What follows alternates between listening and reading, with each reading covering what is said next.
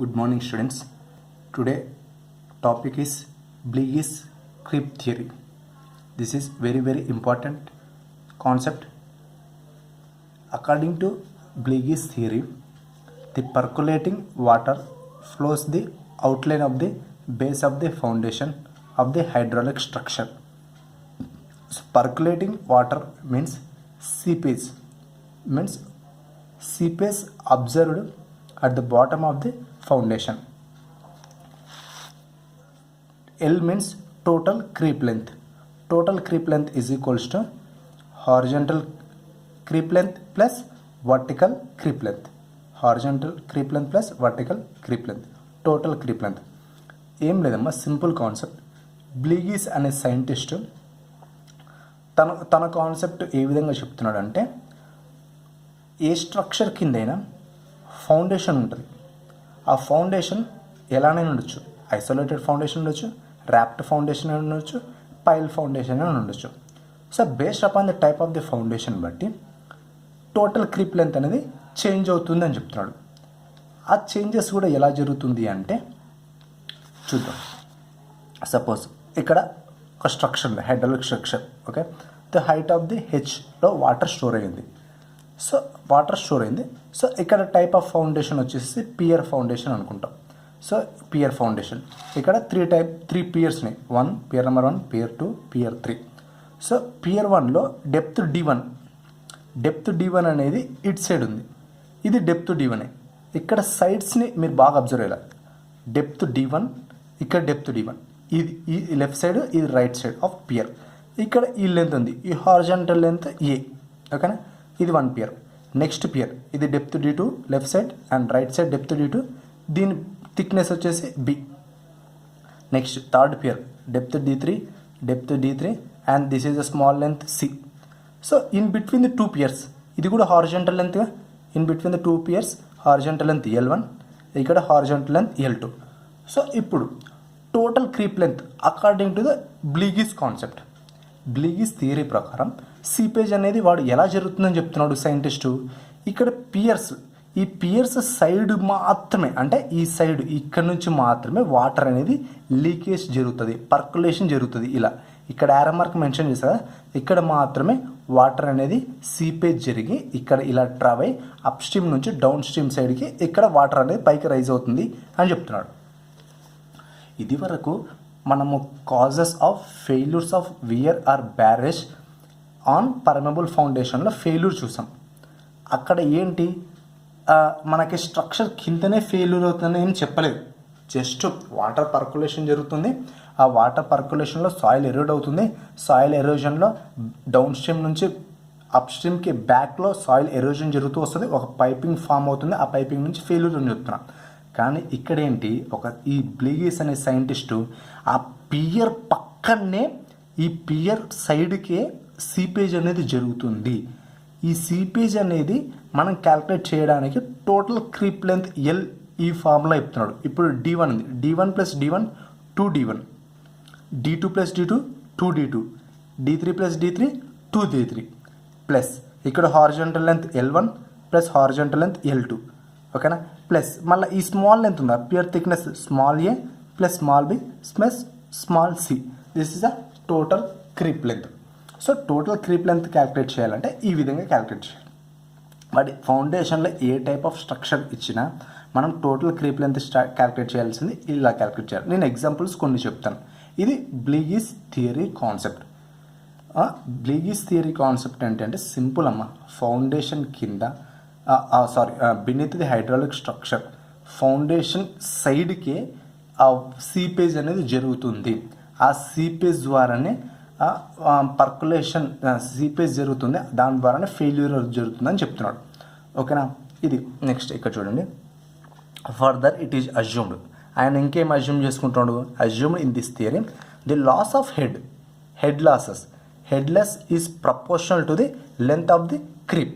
So head loss అంటే ఏం లేదమ్మా, హెడ్ లాస్ అంటే ఇప్పుడు క్యాపిటల్ హెచ్ హెడ్. సో ఈ డిస్టెన్స్ అప్ స్ట్రీమ్ నుంచి డౌన్ స్ట్రీమ్ సైడ్ డిస్టెన్స్ అనేది ఇంక్రీజ్ అవుతే, ఇక్కడ నుంచి ఇంక్రీజ్ అవుతే ఇలా ఇంక్రీజ్ అవుతాయి, ఈ స్ట్రక్చర్ హైడ్రాలిక్ స్ట్రక్చర్ కానీ పియర్ ఫౌండేషన్ కానీ ఇక్కడ నుంచి లెంత్ ఇంక్రీజ్ అవుతే ఆటోమేటిక్గా మన ఈ క్రీప్ లెంత్ కూడా ఇంక్రీజ్ అవుతుంది అని అజంప్షన్ చేసుకుంటున్నాడు. చూడండి, proportional to the length of the creep. ఓకేనా. So horizontal length is the total head loss between upstream and downstream and the length is the length of the creep. Then the head loss per unit length of the creep length తీసుకోవాలి hydraulic gradient. Hydraulic gradient అంటే head loss per unit length of a creep is known as a hydraulic gradient అంటారు. ఓకేనా. చూడండి చూడంండి ఇప్పుడు head loss ఇక్కడ రెండు formulas అమ్మ. ఒకటి టోటల్ క్రీప్ లెంత్ క్యాలిక్యులేట్ చేయాలా, ఇంకోటి హెడ్ లాస్ క్యాలిక్యులేట్ చేయాలా. బ్లీగీస్ థియరీ కాన్సెప్ట్లో ఖచ్చితంగా ప్రాబ్లమ్స్ అడుగుతాడు. వాడు ప్రాబ్లమ్స్లో రెండే ఫైండ్ అవుట్ చేయమంటాడు. ఒకటి total creep length find out చేయమంటాడు, ఇంకోటి హెడ్ లాసెస్ ఫైండ్ అవుట్ చేయమంటాడు. గివెన్ డేటా మొత్తం వాడేస్తాడు. ఓకేనా. డయాగ్రామ్ ఇస్తాడు. సో మీరు టోటల్ క్రీప్ లెంత్ ఎలా క్యాలిక్యులేట్ చేయాలో నేను చూపించాను.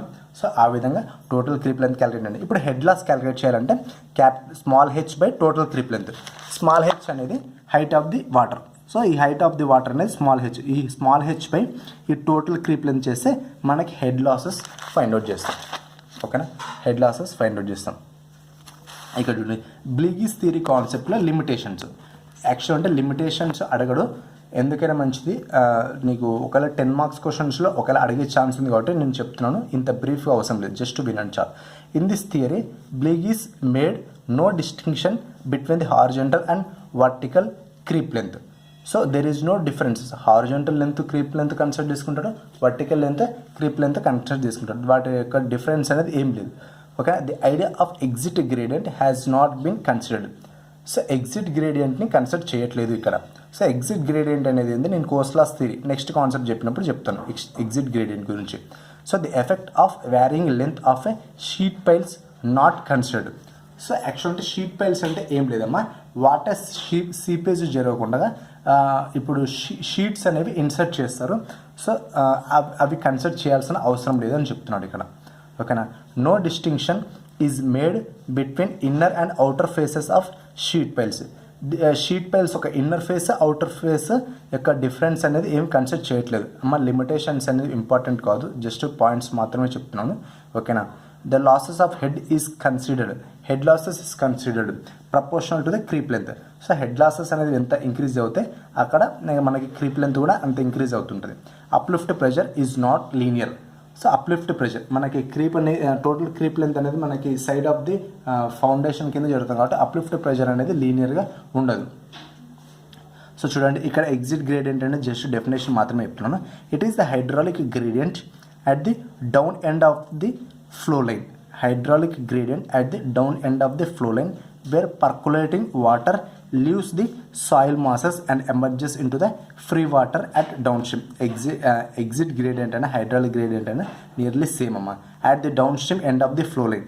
Downstream end of the flow line దగ్గర మనకి water where the percolating water leaves the soil masses and emerges the free water at down stream. Simple అమ్మ.